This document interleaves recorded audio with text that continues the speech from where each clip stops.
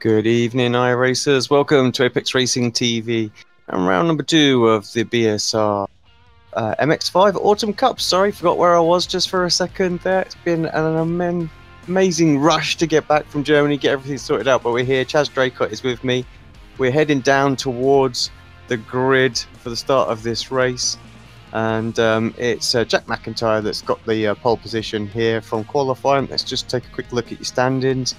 And Chaz will come in just a second as well. He's getting himself sorted. Jack McIntyre with a 1:43 flat. Good 2/10 quicker than Stelian Chepalevsky, who was holding the pole for some time. Jason Cooper in third.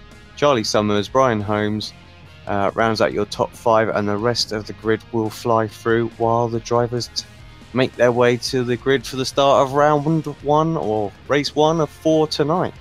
Chaz, I know you're probably not in yet because of your little issues, but yeah, this should be a good one. Yeah, it should be. It's quite a tight, twisty circuit. There's a lot of oscillations, which is the main part through the first sector. With this car, as we've been seeing over the time we've been commentating on it, it's one you've got to be careful of with sort of changes in height, let's say. It's not the biggest fan in the world of humongous curbs or hills, so should be interesting to see how the different levels of talent across the field handle it tonight. Here we go then. Drivers are getting ready, lights have coming on, revs are starting to build here for Sonoma. Oh, someone got an absolute awful start. Who was that? I think it was... I must say it was one of the Coopers. Yeah, it's Jason Cooper. Completely out of shape and almost into the wall. But great start for Stelian Chepalevsky. Moved himself up and into first place ahead of his teammate. Saw Stelian just this weekend as well at the Sim Racing Expo. He's in absolutely lean shape right now as well, so top marks to him. And yeah, his reactions absolutely on point there, having McIntyre off the line. Everybody else through the first couple of corners, no real issues that I can see. Let's just have a little look further back. No, good start from everybody. And as you are in, Chaz, over to you, mate. Yeah, it's nice and clean as it stands, and everyone doing really well. There's a nice gap from Stelian and Jack back to Charlie Summers in third place. Actually, they've bolted away a little bit. Obviously, a bit of teamwork going on, but not a massive gap. But obviously, compared to the rest of the field and how they're fanning out, it's going to do them a few favours as we look back at the moment. Benjamin Mears involved in a little battle here. He is going to be in. I'm just trying to have a look on my timing screen where I can find him, but I can't quite see him. He's alongside one of the result cars, isn't he? There. Yeah, for 25th place that was actually. So action going on, of course, start of this race all over the field. And I have no doubt it's going to stay very similar to this. But I have to say, I feel like Sonoma, one of those shorter circuits where people will be able to break away in the MX5. The draft, while is extremely strong, I think it's twisty enough around here that they're going to be able to pull away. Yeah, definitely. It's got quite a nice balance, really, because there are some sort of higher speed bits. I mean, this straight is brilliant. I mean, not that you can call it a straight with a kink in the middle of it, but it's a very interesting bit of track because you've got to be very careful as you turn it in, not to clip the wall, and then you've got to do the same at turn 1 as well. But it's like a sort of double apex left-hander, so you start going uphill. So from when you first turn in, when it's flat, to when you turn in again, there's considerably more grip because of the change in height. So you can sometimes get caught out by it. I mean, especially at corners like this, if you clip those curbs and then you've got the weight transfer to the right, it can really throw it around. So you have to be really on your toes around here no matter what you're doing. As we look there, that's McCarran. He's involved with Jordan Giddings and Craig Cameron on the side of him. Brian Holmes. Something going on there.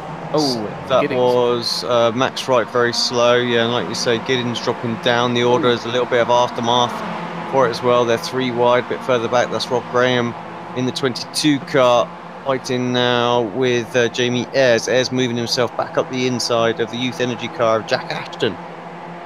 It's good to see Charlie Summers up there as well. I've not seen much of Charlie on the service before, so Swift Cooper Esports, he's putting in a good job at the moment, chasing down McIntyre and Chepalevsky. He's going to have his work cut out sticking with them guys, but I mean, he's qualified third. He's qualified fourth, and now he's up to third ahead of Brian Holmes, who we saw doing really, really well last week in the BSR TC Pro Series. Was giving him a good shout out during the broadcast. Charlie's right onto the back of Jack here. To see what he can do. Going to be just piling the pressure on, I think, and assessing where these guys go. Oh, very wide there through the hairpin. That was, I believe, was it Julian Sheehan? He's got one of the Coopers behind him. Yeah, one of the new drivers, not currently classified on the rankings, whether he's pro or am. So we'll have to pick the admin's brains and figure out what that is. And I also believe we're joined by a very tired Mr. Andrew Woodhouse. Oh, hello, everybody. Hello, Chaz, Alex. Yeah, what a day. What a day it's been. And what a day it continues to be. This looks like a very close race so far. Again, it wouldn't be Apex Racing TV without the technical issues. And this time they were mine. It's very true indeed. As Sheehan, as we were just introducing Andrew, then, has actually gone off and he's involved with Craig Cameron. I believe there's a little bit of issue with his connection. He disappeared for a second, and then he was suddenly inside another car. He had quite a lot of damage, understeered wide, as there's one of the, I think that was one of the result clothing cars off the track back there. Have a quick look down the order.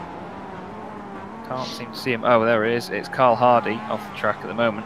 But yeah, Julian was in the wall, and then the next minute he reappeared with another car battering into him. As McIntyre now side by side with Charlie Summers. Jack just regaining his place there, but Brian's right behind him here, hoping to take advantage of this, and behind him again is Jason Cooper, who's, as you can imagine, trying to make up for that poor start. It's very close through here. You would feel that that might have been Summers' best opportunity for a while, because you don't see McIntyre really making too many mistakes. Charlie runs wide at the hairpin. And yeah, he might actually be in more of a position to be attacked by Brian Holmes. Yeah, he's got to be very careful, hasn't he? Because Brian's a very wary racer. He's very, not wary, sorry, wily. He's a wily fox in that car. He knows when to take his opportunities and how to get the job done. So I'm sure he'll just be waiting for something to happen ahead, as so will Cooper behind him. It's a very intense sort of train that they've got going on here. They're all sort of thinking, can I make a move or do I have to defend? It's going to be a lot of mind games, I think. What on earth's happened with some of the names out there? Not quite sure which ones. No idea. But there you go. Kip Stevens is down as Cooper yeah. Stevens. I think it's because he changed team. I think he's in with the same team with him. I think he just sort of got his name done by Depol. I think we'll have to query him on that.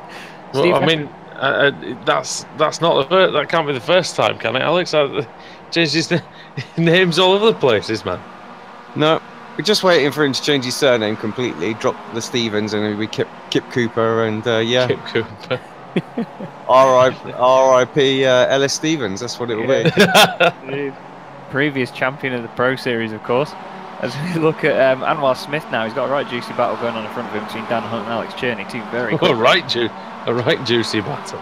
Indeed, he's got I'm sure Anwar wouldn't mind me telling me he likes having a juicy pair in front of him, but he's we look back at Charlie, thank God. Still chasing down Jack McIntyre. As Cooper goes a little bit deep on the brakes there. And back with Anwar with Josh now on it. Oh my God, who's that up the inside? I've no idea. It's Josh Thompson. Josh Thompson. Well, it doesn't surprise me too much, to be honest. See him diving in there at the hairpin, Thompson, and what's happened? He's there we go. By side. And Steve Hefford, well, goes through. I was going to say, but now he's on the outside. They're both sort of running wide. Needs to be careful. Hefford was 0.8 of a second quicker than Thompson on the previous lap, but. Great little dive down here as they go through that right-hander, isn't it? They just come my word, Thompson's off. Oh, he's nearly saved it. Oh. just nearly about. Oh, he's not hit the wall. He's not hit the wall, but yeah. Not yet. I wouldn't class that. Oh, he has now. Class that as a save. Yeah, there was literally the most grass run off area you've ever seen. He still manages to hit something. Poor Josh, dear me, he's probably about as tired as us, to be honest. He probably got back yesterday. As McIntyre off the curb on the double right-hander.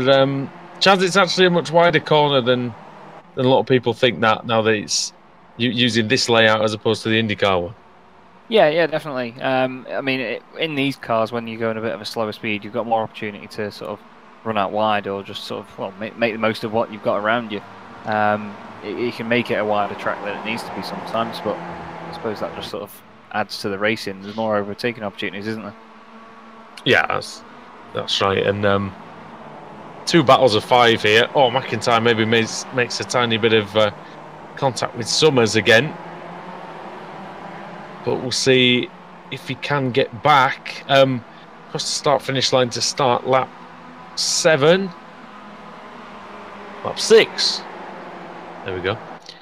With just over 6 minutes to go. It's good to have you back, Chaz, anyway. I know you don't think we've worked together for quite some time. How's it been?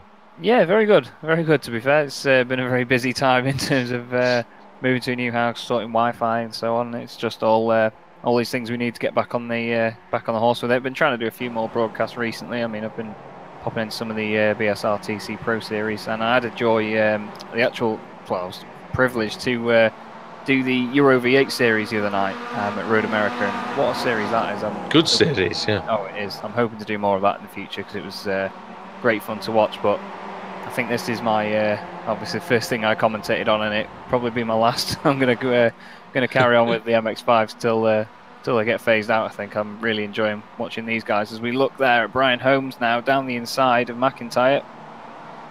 Not quite getting there.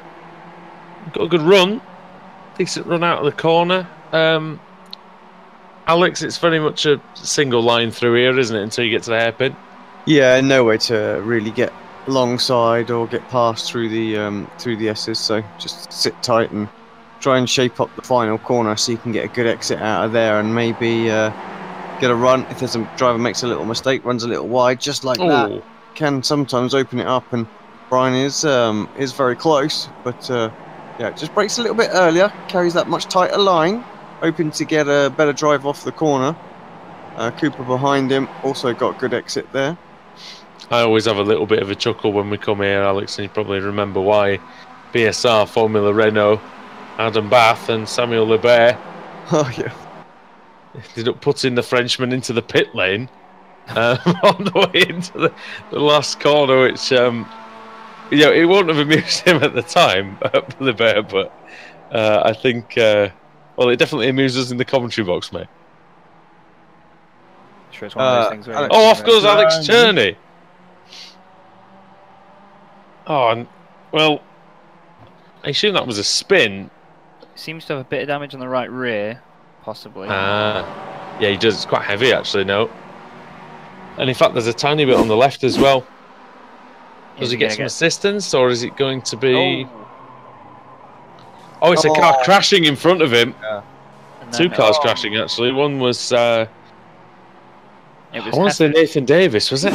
Yeah, I think it was Hefford and Davis. Yeah. And then as they recover, Hefford just sort of washes over to the left a little bit and just turns him. It's easy to quarter panel these cars because obviously being rear wheel drive, the weight in the front and obviously the drive at the back, it just doesn't mix well when you turn them around. That was like me in the go-karting yesterday. I assume that you're saying that didn't go well then. Well, it goes about as well as expected, I think. But, no, I spun off in that very manner. He says this, it didn't go well, but when he compares his times against, like sort of like Peter and Kevin and things like that, who are absolutely hot when it comes to being in the car, but then he compares to everybody else that raced on that day. He was quick. He was as quick, and if not quicker than those. So he did absolutely. Well, there you go. Then. Well, if you go pound for pound, maybe I don't know. I'll have to see.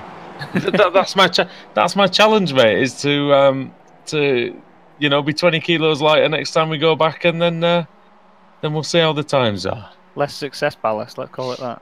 But Alex lost some of his success ballast, and it seemed to go fairly well, didn't it, mate? yeah, it did. Definitely got within a few tenths of a second compared to sort of 6 that it was last year. My favourite bit was when they were riling up, accidentally, I have to say, riling up members of the public. Yeah. Pete gave one guy a tap, and I've never heard such loud swearing in the karting emporium in my life. We look at Jason Cooper right now, by the way, and him and McIntyre were side by side, banging doors all the way through that last section down to the hairpin. We were just saying before, it's not a place to pass, but they were trying to prove us wrong, I think. They were just bouncing off each other all the way down. I think it can be, but it's just a lot more difficult than what you think. I think a lot of people reckon that hairpin is... I know when I first watched a race at this track, I was thinking, oh yeah, the hairpin, it must be quite easy to pass there. Then I actually raced the track for myself, and it's like, well, You've really got to be right. Oh, spinner, McIntyre. Oh, he's around. He's just started. He's got it going again. Seems to be okay. Do you know whether? Well, don't suppose he clipped anything, did he? He just sort of. I'm not sure, mate. I don't know if there was any help from behind or not, but no doubt we'll be able to see the replay. Here it is. I imagine he's just bashed the curb quite heavily going through here. He's all right now. Or is he going to clip the dirt on the outside? Oh, yeah. Oh, he nearly held on to it though, didn't he? Oh, he did. Nearly. I tell you what, he got it recovered really quickly. Yeah. Beautiful. I have to say, top marks. That was worth the replay just to watch the recovery there as well. Very slick. Yeah, that was beautiful, beautiful work there, Jack. It says Rob Graham's crashed out there. I'm not sure what happened there, but I think the Scotsman might be out. Meanwhile, still in Chepelevsky, he's in the lead. Bulgarian driver. He was racing here on the loose surface, Alex, the other day. Yeah, indeed he was. I was watching the highlights back of that. He knows what he's doing on dirt, does Stellian. I mean, he's done it in real life as well before, so it's great to see him doing so well in the World Championship. Well, that's it, World Championship caliber in iRacing. That's the thing. What I love about Stellian is that he's gone full crazy with the setup as well. Everything. He's got his proper handbrake, proper shifter, and everything. Do you know what I mean? He's not. So a lot of that VR. Yeah, exactly. A lot of that you see is one-handed driving as well. Where other people are using button handbrakes and all sorts of things. So he's really took it seriously in that setup. That's one of those things. That's one of those things that even though it might potentially make you half a tenth a lap slower, it is you have spent all the money on it, so you might as well get your money's worth. As Summers got his money's worth of that cone, but it's going to be victory for Stellian Chepelevsky, Chad. Yeah, it was a great drive. Just took pole from the start and led it home from there. Brian just gave the wall a bit of a kiss then, but it didn't seem to affect him too much. He brings it home to round the podium off. Jason Cooper will have been happy to not lose too many places from that start and bring it home fourth. And the top AM driver currently is Anthony Mott down in 14th. Coming across the line there, that's a great win in the AM category for him. It was a good 5 or 6 places ahead of anyone else as well when it comes to AM drivers. Because I've just knocked my iPad over, if you heard that. I wondered what that was, to be honest. Yeah. I wondered if it was that or Alex falling out of his chair. No, I was scrolling down my timing screen and the mini iPad just went flying. So, there we go. Dear. I've done the stupid thing. I decided to lean it on a spare Blu-ray drive that I've got lying around, and both of them have just gone absolutely flying over. So I'm going to hold it from now on. The important thing is that we survived. Yeah, we're all right, so stuff it. Stellian Chepelevsky did survive as well. Very, very good performance from him. Jack McIntyre a bit annoyed, won't he, after getting the pole position that he couldn't convert it. Couldn't even convert it into a podium, but I think he's got it in him to do well in the reverse grid race. He's in front of these guys, of course, Alex, on the grid for the next one, no matter what happens. Yeah, so see, well, didn't look like it was the easiest place to overtake here. So if it's a large grid, see a surprise winner or something like that here. Well, someone like Thompson's in a good spot, isn't he? In 12th place, he's very quick. Alex Cherney, 15th. You reckon that they're going to be in a good position? So we'll see how it goes in the Autumn Cup, and the results are in, and we will see them on the screen momentarily. Here they are. So it was a win for Stellian Chepelevsky by 0.3 of a second over Charlie Summers. Brian Holmes in third, Jason Cooper fourth, Jack McIntyre in fifth after that spin. Dan Hunt in sixth. We didn't really see much of him, but he did beat Luke Cooper to that position. Amar Smith in eighth, Nathan Davis ninth, Peter Van Gool in 10th, man with the best hair in sim racing, Kip Cooper in 11th, and then Josh Thompson 12th, Ryan Walker in 13th, Anthony Mott 14th, Alex Cherney 15th, Adam McNally in 16th, Jamie Ayres 17th, Max Wright 18th, and then Jack Ashton 19th, then David Ayres, Steve Hefford, Scott Malcolm, Chris Farris, Jordan Giddings, Mick Barry 25th, then Thomas McDonnell, Nick McCarran and Ben Mears. They were all on the lead lap, and then one lap down Rob Graham, and then retirements from the race, Michael Key, Carl Jacquelette, Julian Shine, Craig Cameron, Carl Hardy, and Lorne Murray, and I think that is that's all of them. I have to give a shout out to Ryan Walker in that one as well. Most places gained as far as I can see. 17 places gets him up into 13th place, and it might poise him in a good place for the reverse grid. So it'll be a brilliant start tonight for Ryan if you can get a good position out of this. He's enjoying the MX5. He was in the Ritmatech Sports Car Series last night at Stupid O'Clock. So that was so yeah, he's having a pretty good run. Alex, who's going to be on pole position? The reverse grid will decide. Yeah, let's give it a spin. See exactly what happened.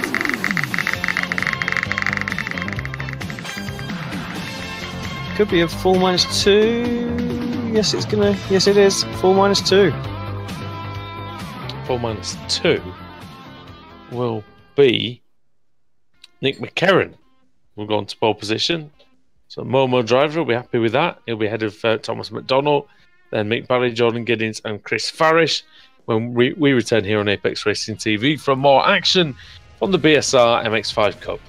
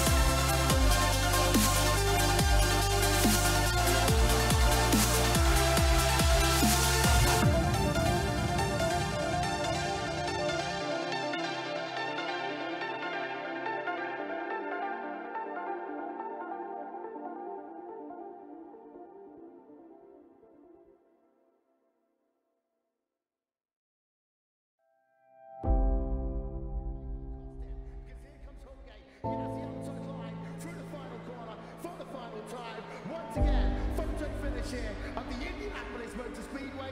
Will it be Tim Hogan? It's going to be Christopher Demerit at the line.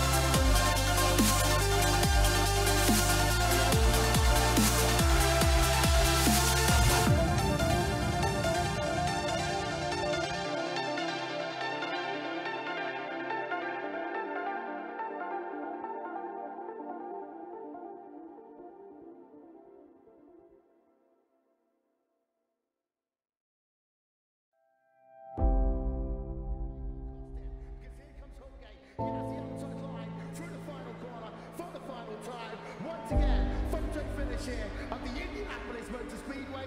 Would it be Tim Hogan? It's going to be Christopher DeMary at the line.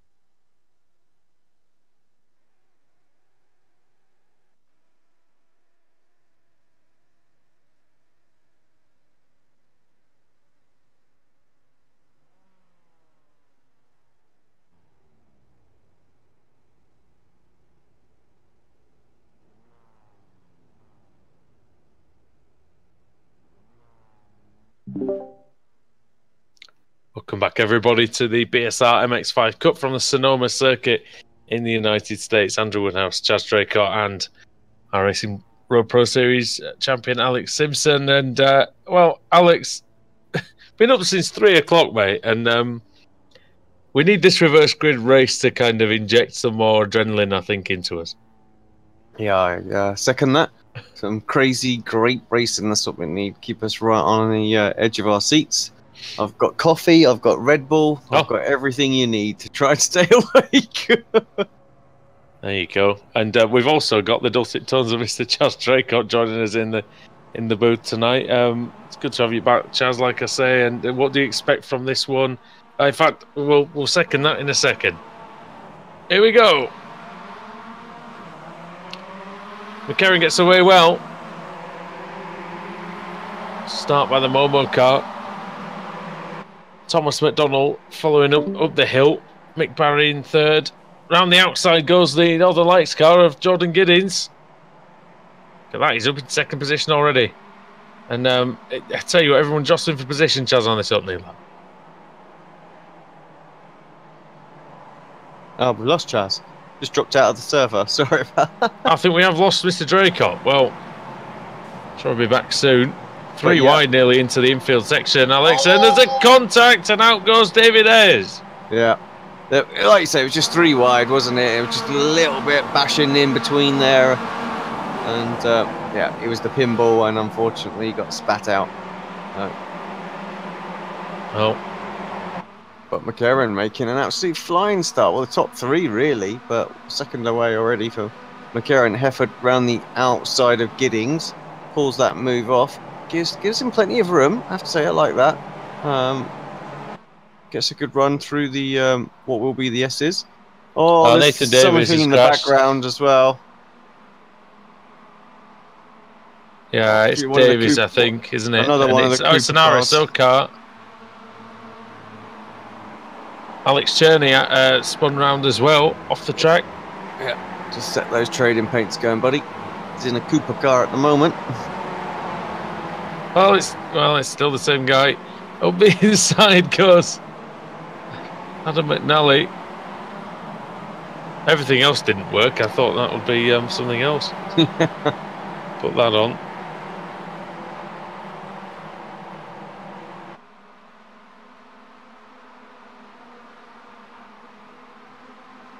Oh no, someone's rolling. Bosh. That is Thomas McDonald, I think. Oh, he was up at the front. Yeah, rolling on the main straight. He's out of that. Everybody else continues. This is an epic 5-car battle as well. Looks just like a dice shape layout there on the circuit. Flying formation right now. Thompson trying to go around the outside. He's all over the gravel again. Massive twitch for Thompson. Apparently Josh, obviously, he missed his connecting flight or something he was saying, and he's got back this afternoon too, so he's probably just as weary as we are right now. I can't believe he's driving, to be honest. No, me neither. I wouldn't, mate. That's the last thing I would be doing. To be fair, I was barely staying awake watching the football before I came on here, and up the inside goes Thompson on Chris Farish, I think that is.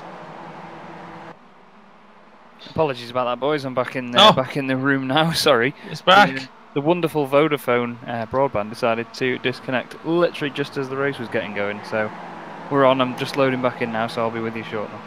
There you go. The broadband providers are available, thankfully. And oh, Max right into the gravel. Oh no! Oh dear. Yeah. Well, that's stuck, I think now. I think he might actually be lodged in the concrete wall. Oh, he did his best to save it, but just carried far too much speed, Alex, that time, didn't he? Yeah, I'm afraid so. And car just didn't stick, did it? McIntyre gaining a place. 4 seconds quicker than Chris Farish on that lap. Jack McIntyre absolutely leaving nothing on the table in this one. Hefford's gone off, but only slightly off because he's still ahead of McCarran by 9/10. That's looking good for Steve Hefford at the moment. Michael Barry. Oh, look at this! That's Jamie Ayres and Josh Thompson, Chaz. Yeah, I've just seen all the names flying around on the timing screen now. Mick Barry's gone down, Josh Thompson's gone up, Jamie Ayres has gone down. They keep swapping around. Look at these different, these different lines that we used through there. That big left-hander, and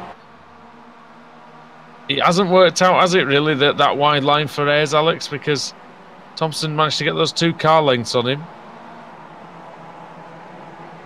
Oh, the car around in the background there. I think that was Nick McCarron. Not Nick McCarron, I apologise. Van Gool has gone round, I think, as well. Yes. Yeah, I got him mixed up with Nick there. Sorry, he's the one with the white parts. That's Van Gool. He must have been tagged by someone, because it was quite a violent spin and a bounce round as he got it on the brakes there. I'm not sure what happened. We might see a replay. I don't know. Mick Barry there on the brakes. I think he got a little drift wide there. He's actually on the grass. Oh! Oof. It's just the weight transfer as you go around there. It's so easy to lose it in this car. As Anwar's on the brakes hard there. A couple of guys understeering into each other. Jason Walker's gets away with it. Walker's in there, and also Dan Hunt. Brian Holmes as well is up in there as well. He's up 9 places now. Now he's got past his teammate. Yeah, Charlie Summers too. Here's Cooper. Well, it's Jason Cooper this time in 11th place. Anwar Smith in the background there down the inside. That was, I believe that was Dan Hunt who's getting the move past. All they've swapped around on the screen now, so I'm not 100% sure who it was. That's Mick Barry going around. Really good avoidance there. Who was that?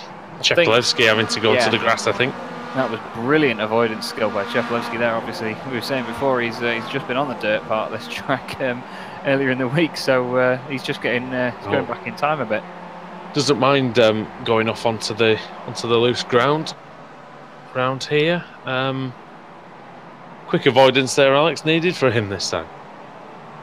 Well, always need quick avoidance in this series, I think. You know, there's always that. You've got to be on your toes at all times, because anything can happen at any possible time. It's happening into the double apex as well. A couple of cars side by side in there for good measure. Oh my word, look at this. And I think it's just that little battle behind between might be Craig Cameron, maybe Carl Hardy. Oh, what's that? Oh, someone's off. Massive sliding you can hear. I saw Chris Farish start going down the order a little bit then, and I thought he might have been the culprit that's gone off, but it seems not. I think he's all right. Trying to find who it could have been, but it might have just been someone who had a great big slide, because nobody crashed, it seems. Charlie Summers did go off the track, but it was only for a couple of seconds. Here's Ryan Walker trying to defend from Dan Hunt. He's doing a good job in the MX5s that we've seen so far, hasn't he, Ryan? He came back to iRacing and then got straight on it at, I believe it was Indianapolis, where he had his first meeting back. He did really well. And he's just been getting better and better as each race meeting goes on. He's fighting with some really quick drivers, and he's just sticking it to him, isn't he? Seems like a confidence thing for me, and learning the car. I mean, he's very good at just making those slight improvements, and he is doing so. Also doing the same in the commentary box. Yeah, agreed, definitely. And at the moment, I mean, Dan Hunt's really having his work cut out. As we look back at then Charlie Summers, he's got Jason Cooper right up behind him. I think Charlie. Oh my goodness me! I believe he's got the most positions gained at the moment with 17. He's doing a brilliant job, and absolutely smashing the curbs. You see the two driving styles are a bit different. Cooper looking a little bit smoother. Got to say, I'm liking the paint schemes, Alex, for these two. I'm liking the colours. Yeah, me too, actually. And it's good to see that team. Not red. Makes a huge difference as well. And although I will say thank you to the Result Clothing boys for actually changing their livery, because we complained that there were too many red cars, and so they've gone to white cars. Yeah, brilliant. It just gives us a bit of variation, doesn't it, out there? But just back to my point, the Swift Cooper Esports guys, they've got themselves together, and got a good little team underneath them to represent, and it'll be interesting to see how they do in the team championship this sort of quarter season. I think they'll do well because there's always someone thereabouts really with those guys. We saw it earlier on in the season. Yeah, it'll be Summers or one of the Coopers themselves or Stevens, and well, we'll see. Yeah, they're doing Between it fine. them, Charles, there's always going to be someone near the front. Sorry.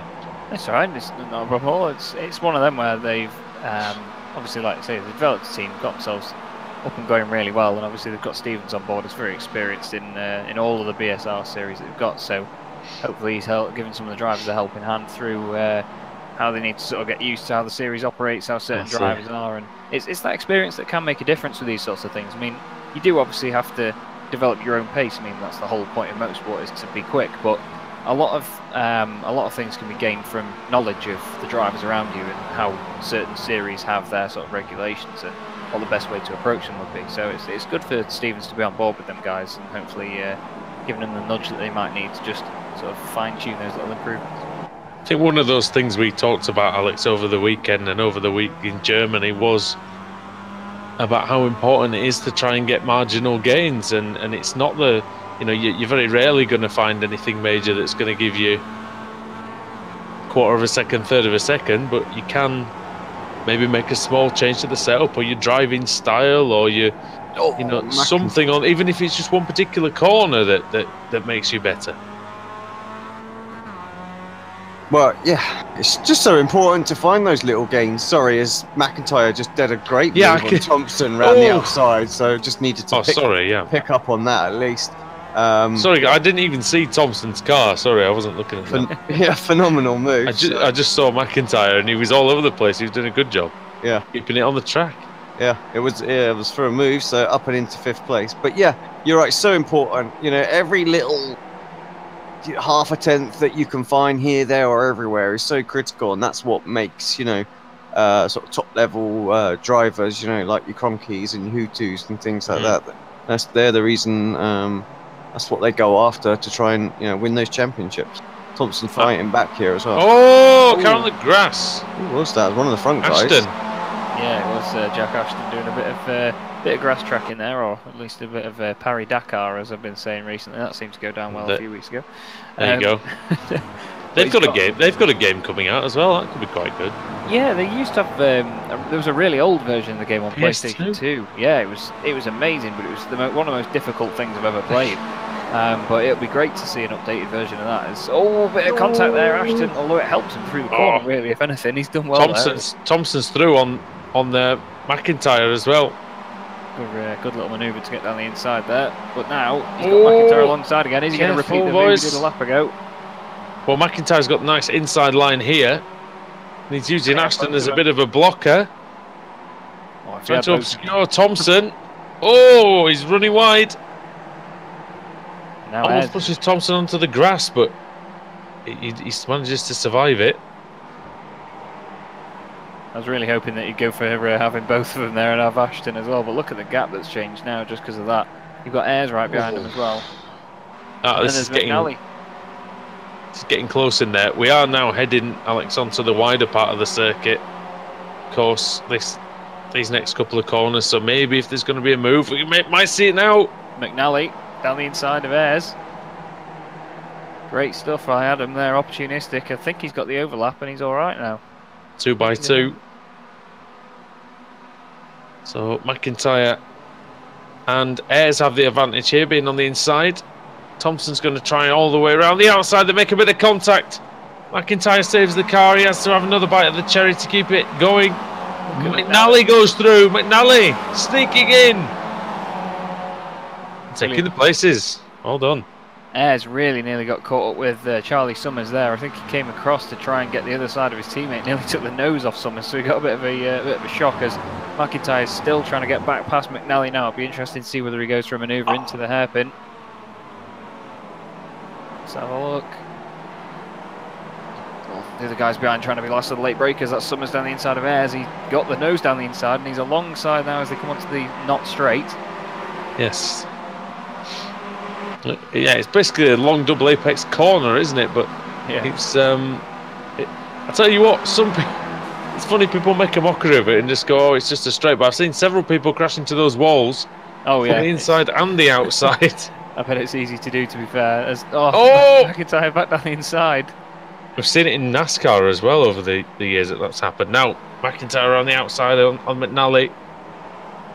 We're on the final lap, boys. It's gone by very quickly, Alex. Yeah, indeed it has. To the front, I mean, Hefford, he's really not had too much to worry about once he got past his teammate. But this battle going on behind, it's just manic. So this is what we need to keep us on the, keep us glued. A crazy battle. This 0.8 of a second at the front, but we're going to look at this very quickly. McIntyre's cutback then was absolutely sublime. And Giddings versus Ashton for third. Final step on the podium being contested. Just behind these two. Ashton on the right. Giddings on the left. Who's going to come out on top here? Ashton round the outside. And Ashton goes through. And Steve Efford. Chazzy's only got a couple of corners to go now. Yeah, Steve's put a really good performance in here. He's a very experienced racer. He's probably celebrating a little bit already there on the way to the hairpin. Nick McCarron now sporting the orange highlights on the car. I believe he was some green last season, but it's nice to see these boys getting the results in again. Steve obviously very happy about that, and so he should be. Really experienced and mature drive there by Steve. Nick brings it home second. Great result for those guys. And third goes to Jack Ashton ahead of Giddings. And then McIntyre's going to lead home this brilliant train ahead of Chepelevsky's in there in the end with Cooper. And then it's Ayres, McNally, Walker, Hunt, and Charlie Summers and Brian Holmes. Brilliant scrap between those boys. That was fantastic to watch. A lot of position swapping and a lot of fun as well. Yeah, what a tremendous final lap. McNally ended up finishing. Oh dear. No, on the final corner. That's Michael Key. Lights up the rears. Off he goes. Dear. That's not what he wanted. Your comment about the result clothing cars made me refresh my trading paints as I didn't have it switched on. So yeah, it's nice to see that they've put the cars in white now instead of red, so we don't have to figure out who's who in the red arrows. You know, I think they look smart. It's a very simple design, but I think simple is good sometimes. Yeah, it's nice to have a big bold coloured logo on the side of just a white car. It's something about it just looks really good. Yeah, it looks very 90s race car. I really like that. But there's nothing wrong with 90s race cars, as I will say, because some of the best ones, some of the best liveries I think came from that period. Alex, I know you were a big fan of the Mansell Indy cars, weren't you? There's some great liveries there. They weren't that complicated paint schemes, were they? No, not at all. Yeah, the Penske cars were fairly straightforward, weren't they, back then? So they always looked good, and well, it looked good for Momo Racing that time, first and second, and I believe we're going to have the race results ready in just a second on the screen.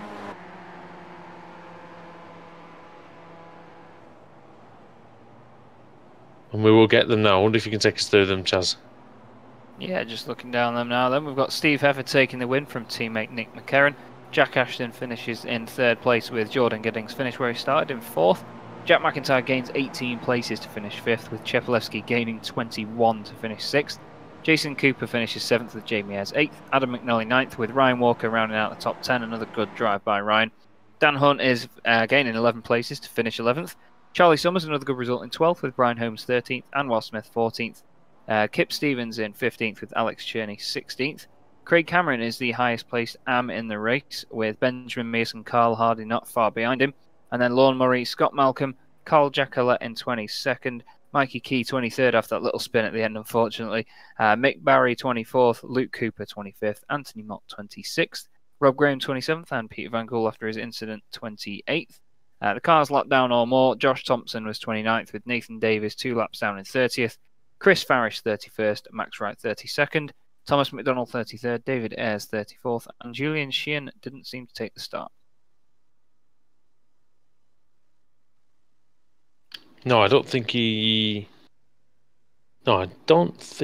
did. He might have, actually. He might have. He might not have completed one sector. That might have been the problem, I think. Yeah, probably so. I think he does actually have a sector. In fact, he does actually have a sector one time. So I wonder if it's to do with. I wonder if it was a very, very early one. Maybe because I wasn't in the session at that point. That might have had something to do with it. There we go. Maybe it says 0 laps on here, though. Having said that, Alex, reverse grid time again. Who's going to be the lucky recipient of pole position? There you go.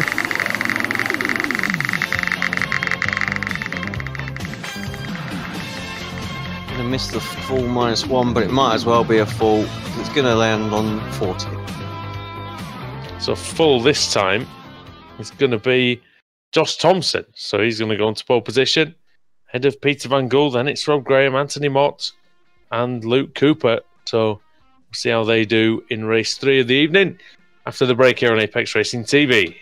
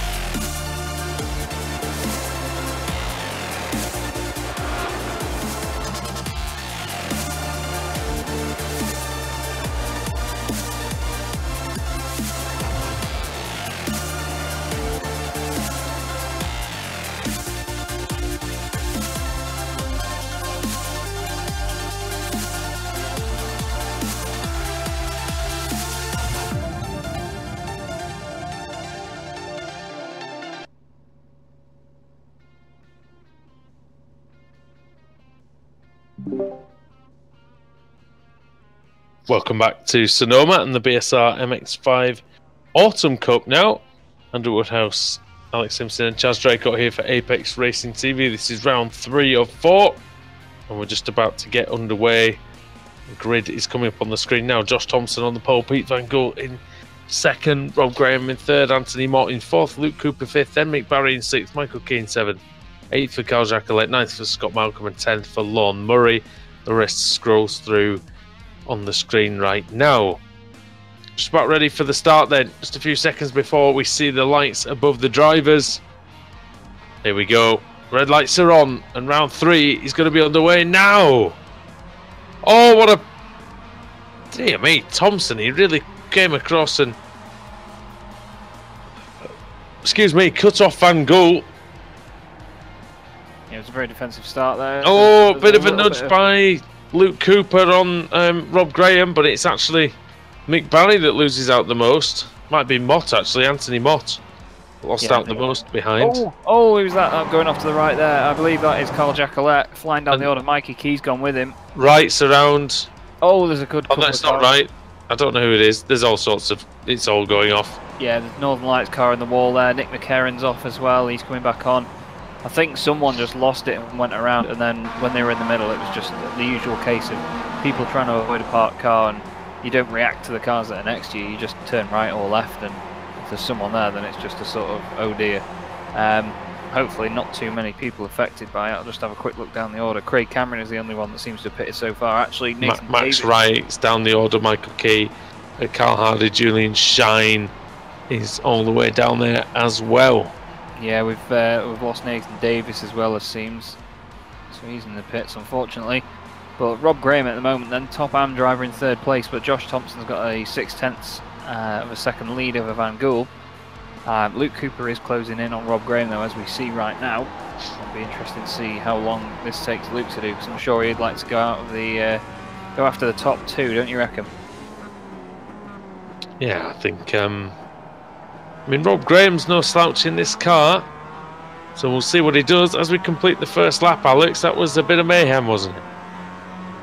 Yeah, worse than what we've seen, in the first race. The first couple of races were pretty patient. First one was very, very good, but yeah, it just looks like everyone was going for every single opportunity, every little space. Oh, dive up the inside there for Cooper on Graham. Graham sees him coming, leaves just enough room, and yeah, Cooper is up and through into 3rd position. Or is no, he? he's not. No, he's not. I just saw Rob's helmet in the mirror there, and he's really fighting his worth there, isn't he? Rob Graham, brilliant stuff. Great defending, but Luke has finally got the move done. Rob there obviously running the fantastic number of 22. Not that I'm biased in any way because I run it in other series, but it's good to see the number being proven its worth in these little MX5s. It's Thompson and Van Gool checked out at the moment. Oh no! Oh, he's done a good job. Oh, bang! Hit by one of the Youth Energy cars there. That was Brian Holmes. Who was it that went off? Let's have a quick look. It was Mick Barry that's gone off, unfortunately. Just took it for a bit of Paris Dakar and then flings it around and unfortunately gets collected. Yep. And yeah, he just couldn't control the car in the end, unfortunately. And Brian Holmes, well, not sure how much he knew about it, but he slammed into the scene and slammed into the spun car. Here comes Cherney then on the inside of Scott Malcolm into the hairpin. Let's see if we can get this one done. Yes, he does. Malcolm tries to close the door on Summers. He's coming through. And that was Cooper that's just got the move. Sorry, there. Cooper. Sorry, Summers Summers is just behind. Sorry, yeah. It's I'm not gonna lie, I didn't know who was who for a second. I was just like, hang on, I need to check my time in here. But yeah, Malcolm, subject to Jason Cooper's really nice little opportunistic move there. Malcolm defends the inside, but Summers doesn't care. He's going to go around the outside, and it actually puts Malcolm off as there's contact. Scott seemed to just drift wide a little bit into him there. Hopefully you can recover quickly, but yeah, Summers putting the move on him there, all fair and square if I'm honest. And his teammate catches up as we see Brian Holmes on the dirt, turning it in, using all the runoff area. And now we see Anwar Smith with Lorne Murray tucked up right behind him. Anwar takes a really deep line into there. Not seen too many people attacking that inside line that much, have we, Andrew? No, not many. The ones who have seem to have got it done pretty well, I think. I heard a bang then. I heard contact of some sort. I'm not quite sure who it was or where, but there was definitely a bang. So we might see people's names going down the order, but seems not at the moment. So far only Max Wright, Mikey Key, Craig Cameron and Nathan Davis have retired from the race. Everyone else still running. Carl Hardy bringing up the field as it stands. Fastest lap of the race by Charlie Summers last time round. He's actually done pretty much an identical lap to Peter Van Gool and Josh Thompson on that last one as well. So he's doing the same pace as the leaders, but only just a little bit quicker. As Jason Cooper now watches his teammate go down the inside of Lorne Murray quite effortlessly. He might even do that on. He might even get his own teammate here. That's Cherney. As they go side by side as they run along the Knott Straight.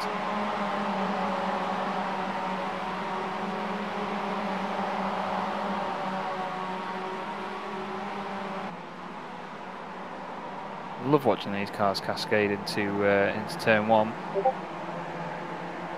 and then as they go over the rise, then into the up and down section, right to left, and you go an uphill, and then it's right, and you go over the crest. You see the grip sort of drift away from the car there as Cherney, 2 wheels in the air, and ahead of Cherney now, Anwar Smith down the inside of Rob Graham, who runs wide. We'll have to see whether the Cooper guys can take charge of this.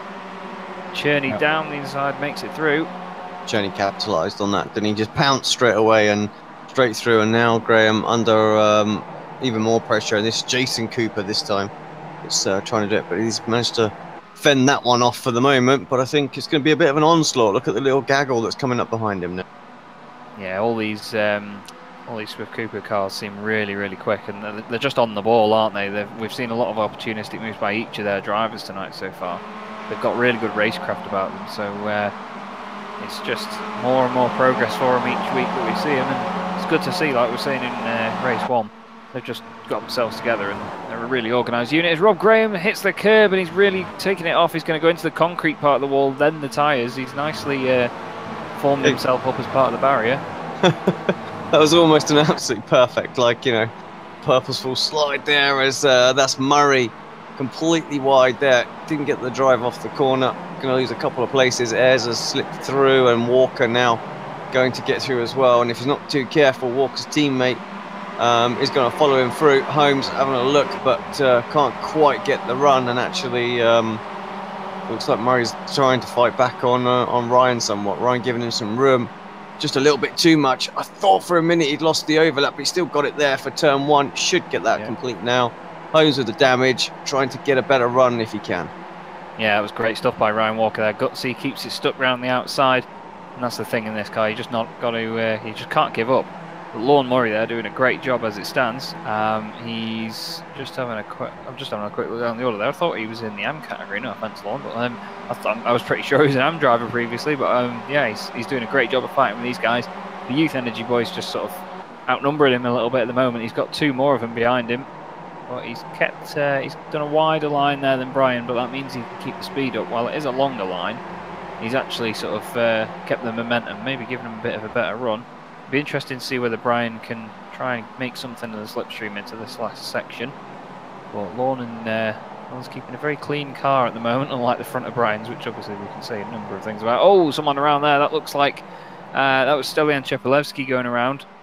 He's lost a place to Dan Hunt. I'm just watching the time and see whether he's dropped any others. And yeah, he's definitely falling down. Not sure how quickly he's recovered that one. As we look now, Anwar Smith defending from these 3 Swift Cooper cars. That's Cherney, Cooper and Summers. Cherney going to be the first one to go. These boys raced against each other for a while. There's cones everywhere. Cherney on the outside later on the brakes. Gives him room to run wide. And that now is Cooper on the inside of him. Well, we're going to have to work together to try and get this place. Try and unsettle Anwar somewhat, but as you can see by that number 3 on his car, he's no slouch, that meaning that he finished 3rd last season. One of the top guys in this series. Very aggressive racer is Anwar, he's really quick. He needs some support, I think, doesn't he, out there? I'm getting reports of a fairly sizable crash. I want to have a quick look see exactly what happened there as well. Oh, just probably not so much a crash, but like a major checkup. No, certainly was a crash.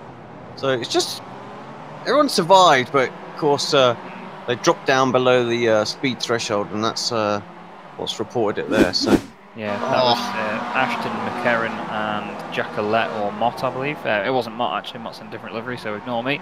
As that's Cooper there, isn't it? Going down the inside of Charlie Summers. They're getting a bit of an overlap on each other. Nice little livery that is, to be fair. It's very vibrant. Nice to see the different colours per car as well. Nice bit of curb hopping on the go, but they're doing well to keep the formation flying going at the moment, aren't they?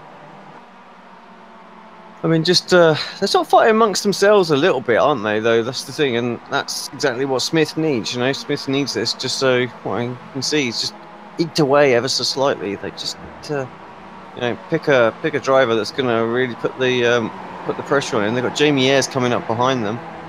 There's only 3 laps to go, so you know, they really need to try and work together to get this move done and put Smith down another 3 spots. Yeah, and then obviously Ayres and Walker are going to be opportunistic in that as well. Brian Holmes, but good to see Walker sticking with Jamie Ayres at the moment. Jamie, easily one of the quickest guys in this series, and Brian obviously not been racing the MX5 sort of for long. I mean, compared to some of these guys, and he's doing a great job of sticking with him. So keep it up, Ryan. Fair play. But yeah, Jamie Ayres, I'm sure will try and dispatch 1 or 2 of these lads, given even the slightest look of a chance. But Anwar's just controlling it at the moment. He's just got to. It reminds me of the old days of like Jacques Villeneuve Gilles Villeneuve, leading home people like Lafitte and Alan Jones in that very famous F1 finish where the top 6 are covered by like a second or something. As that now is Cherney on the gravel on the outside. Jamie Ayres is going to try coming down the inside, which then becomes the outside. Reckon he can do this if he keeps it overlapped all the way around? Oh, it's going to be difficult. God, oh he has just about. Not quite, but he will get the run. Surely a bit of a late break move into the double apex right-hander at the end of this straight. Can't quite do it. Just to settle back in, and yeah, if you haven't got the overlap through here, what is going on? I don't know whether he went off then or. That's Cooper, and that was with his teammate. There was just the tiniest little bit of contact, and it pushed him a little bit wide. And well, yeah, just what I was saying. They're tripping over themselves, really. Yeah, definitely are. It's not the greatest teamwork we've seen so far. I mean, they've made it look pretty on the track, but they've muddled the order up now, so it might unsettle them a bit. But that was great stuff with Jamie Ayres there. It was some of the best racing that this championship provides. Really, it's so close all the time, and because they are a bit of a slower car than others on the service, you do get that chance to have a bit more of a lapse in your reaction times and have a bit more control of the situation. And I think that's why these things work. I mean, they're great to watch because it levels the playing field a lot, because you don't have to be an alien to react to the stupid downforce and incredible turning speeds of stuff like the Formula 1 cars, and it's just a great series to watch. I mean, as a commentator, as I'm sure a spectator as well. As we look back at race leader Josh Thompson now, still under pressure from Peter Van Gool. It's got a bit closer as well the last couple of laps. You know, that was nearly a second, and the gap's come down to half that now, so yeah. Maybe Van Gool just thought, you know, well, let's go for it. Got an opportunity here. So you've met Peter again at the Sim Racing Expo this weekend, so it's good to put a face to the name, you know? Yeah, it's always good to have these events. And I mean, I was just saying before that, obviously, I was very jealous that I didn't get to go. So I'm pretty sure we'll sort something out for next time. But yeah, I mean, there's been a few events where some of us have ended up at the British Touring Car Championship, and obviously met drivers that we've raced with online for so many years, but never actually met in person. And it's always such a great experience to just do that. And I don't know, it sort of brings people closer together, and it makes the hobby more enjoyable because you know who you're racing against, you've met them in person, and you know sort of how they are. It's great. It's really good to have.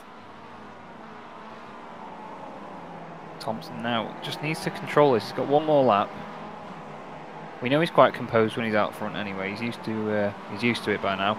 This gaggle flipping. Ayres now trying to put his nose down the inside of Cherney. He's going to be slightly side by side over the line. Ryan Walker's in there as well with Anwar Smith, who's actually lost the place now. So Yeah. it'd be interesting to see when that happened, but he's just got the overlap on Cherney, but is Ayres going to try and get around the outside? No, he's going to wait and see what happens. There's a slow-moving result card, makes a very good decision to get out of the way. They can imagine that that was quite an interesting rear-view mirror to see as Walker's a bit wide. Holmes is going to try and go down the inside. Ayres is defending from Cooper. This is going to be a heck of a final lap. I don't think anyone in the world will be able to guess how this 6 are going to finish, if they do. As Cherney now chasing down Anwar, who somehow got the lead back of this group. He's trying to get some sort of cutback, but it just doesn't work for him. Cooper's got to be careful of the other 2 Youth Energy cars behind him.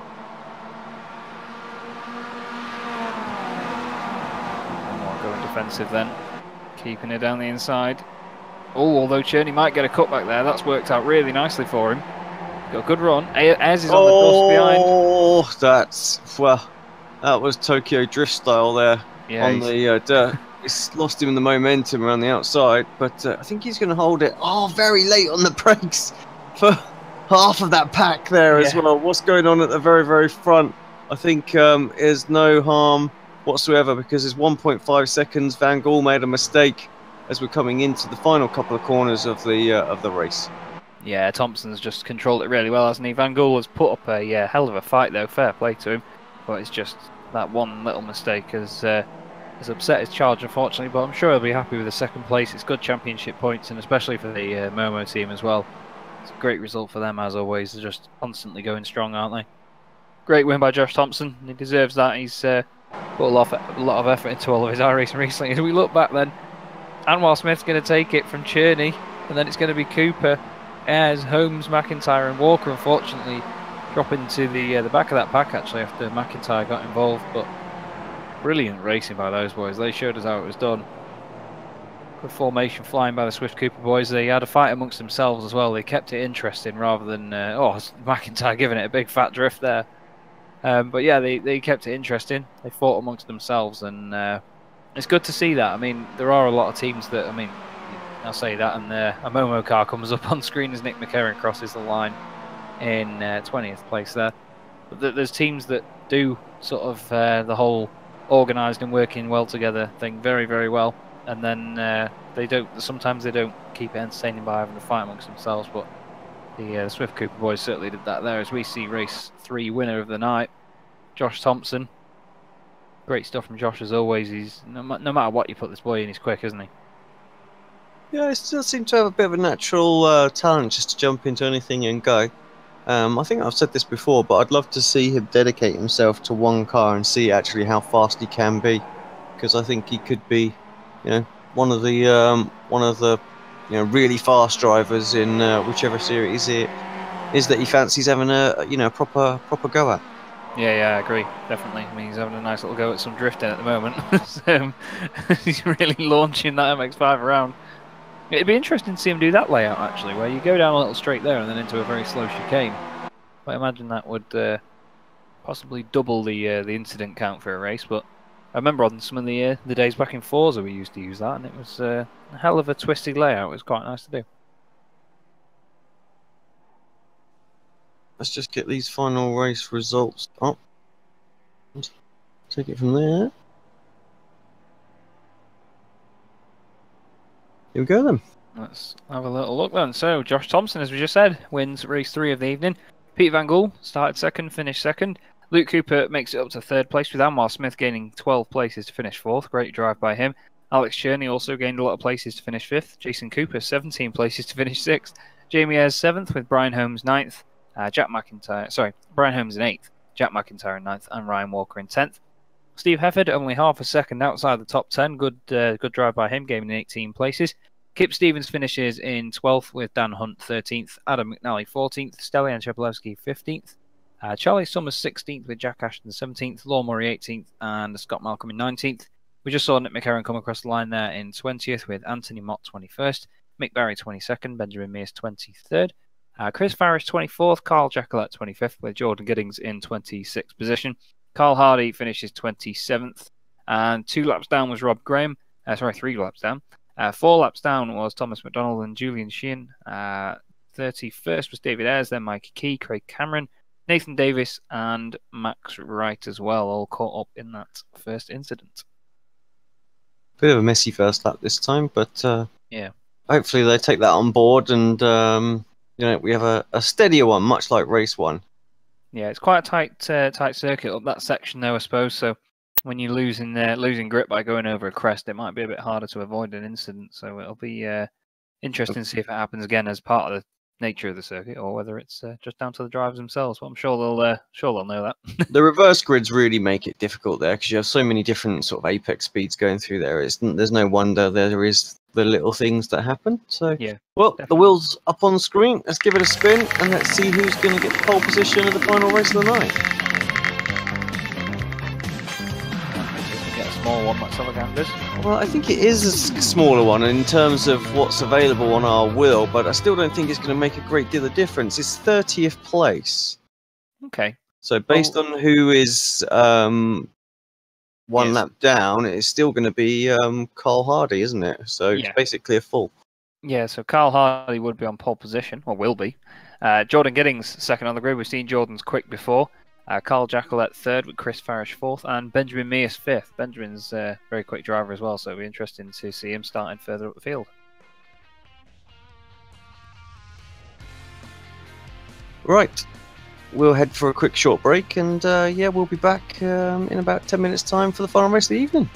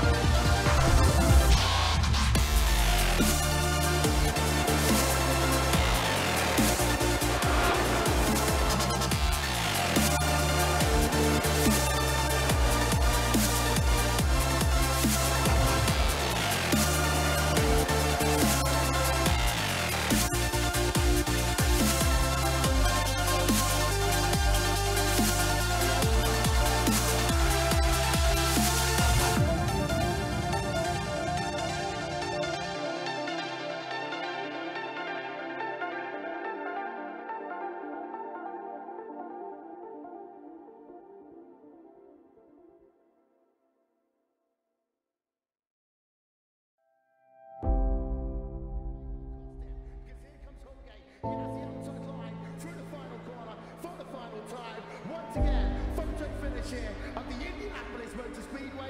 Would it be Tim Hogan? It's going to be Christopher DeMary at the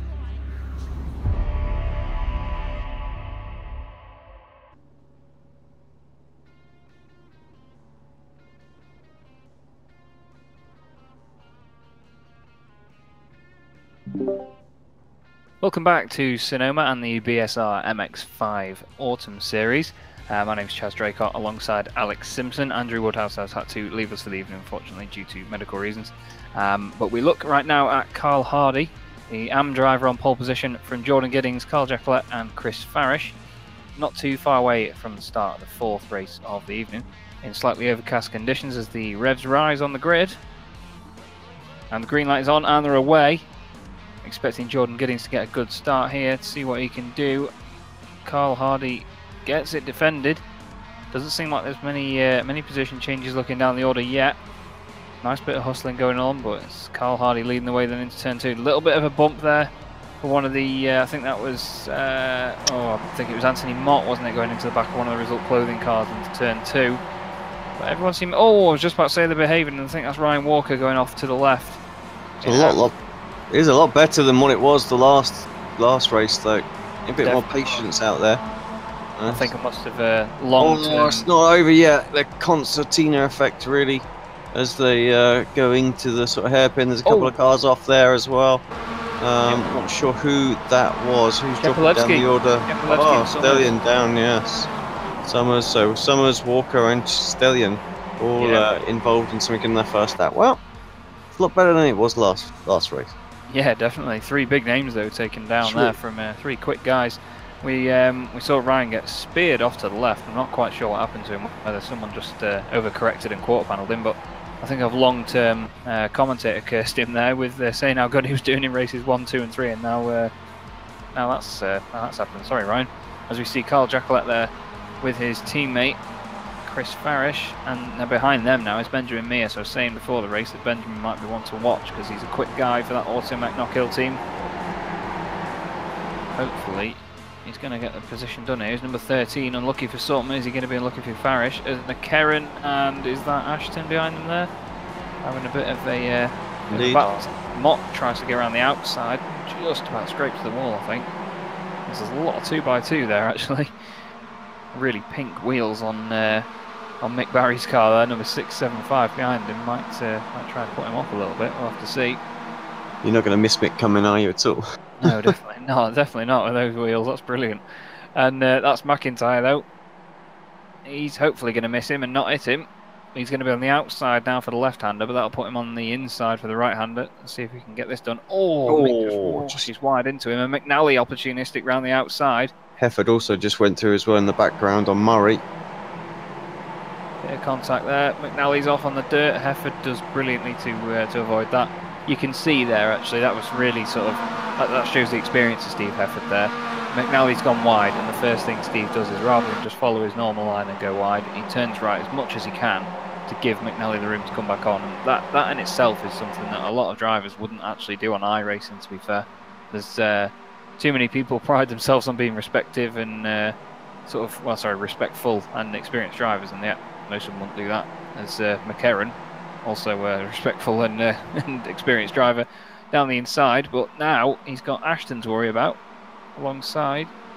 I'm guessing McCarron's changed the colour of his car, because he was like a green as well, wasn't he? So yeah, he's got sort of orange. So that's where I got it confused in the early races, because I thought there was a green one, and I think it was Van Gool actually going off, and his is white. So I don't know where I got that from, but yeah, I thought I knew it and clearly. For the lead. And for the lead, then that's Giddings going up the inside of Cole Hardy. Hardy trying to fight back on the outside, switching to the right of the track. It's a long way around there. It's always difficult to try and keep that overlap into turn 1 around the outside.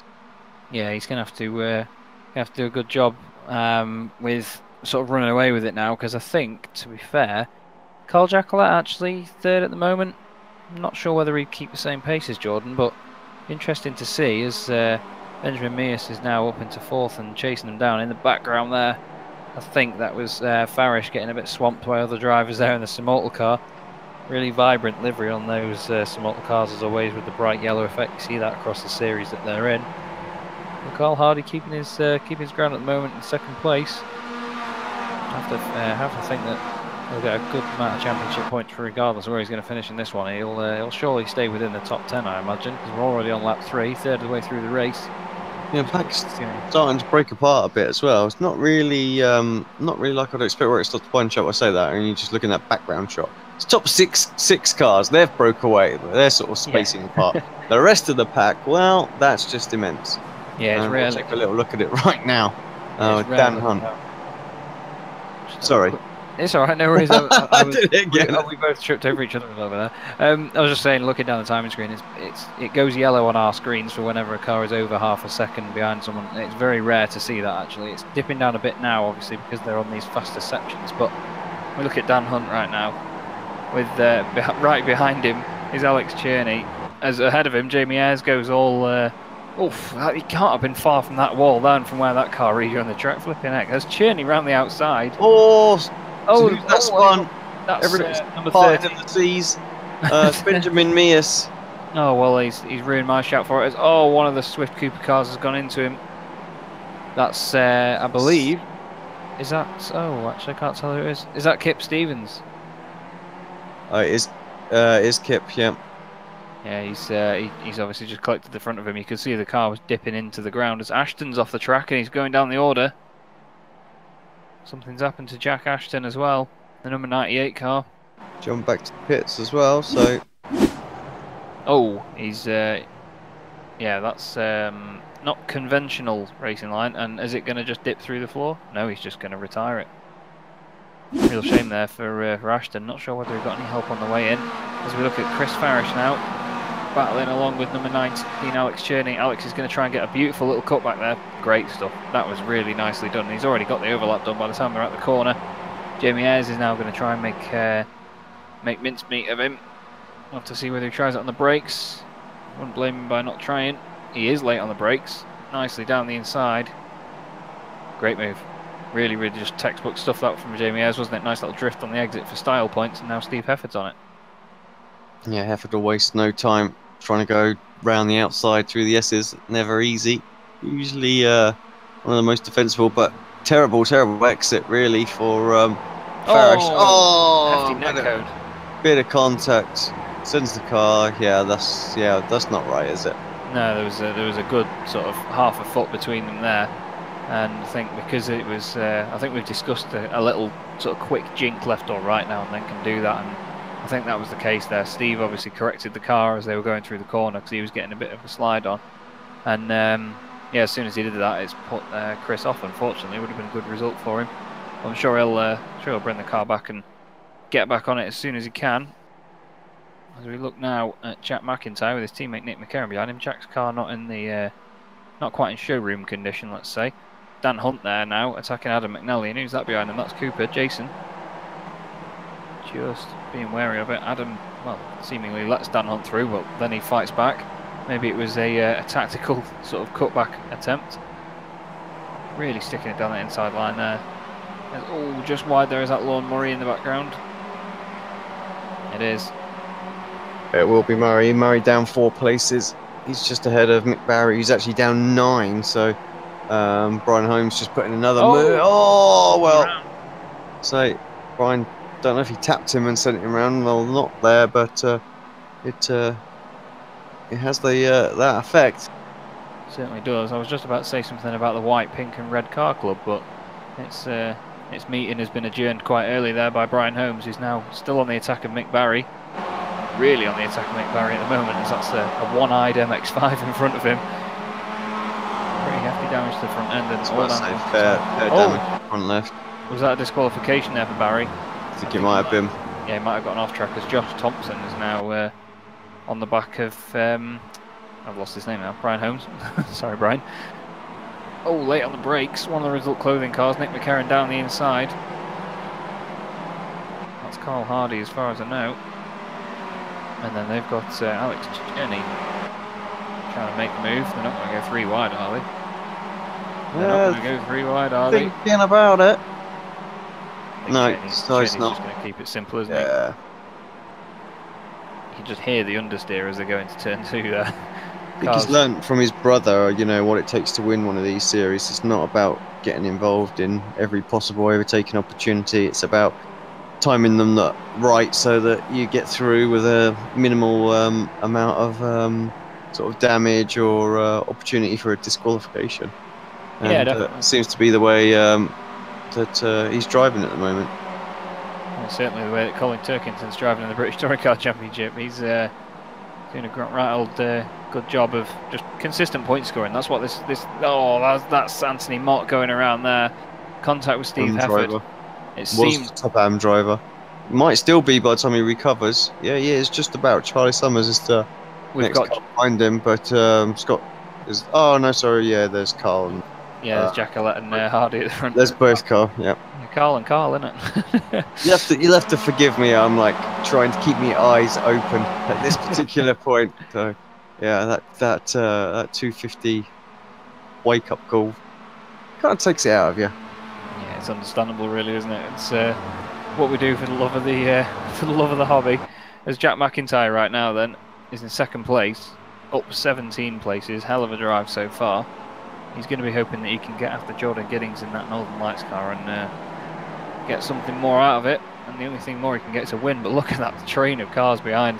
That's starting with Alex Cherney, then it's Carl Hardy, McCarron, Ayres, Hefford, Hunt, and then just under a second off the back of that is Jason Cooper as well. So come race end, that might be even more of a tasty train.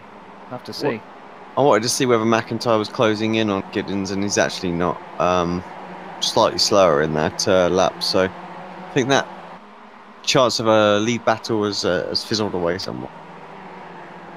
Yeah, he's just sort of maintaining the pace, isn't he? But Jordan's got a really good sort of sensible head on his driving now. He's done motorsport for real, but he's done it on 2 wheels rather than 4, as far as I know.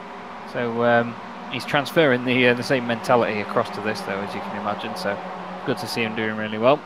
And that right there is Jamie Ayres down the inside of Carl Hardy. Steve Hefford and Nick McCarron side by side. As ahead of them, that's Carl Jackalette losing the lead in the AM race. Oh, McCarron gets clipped.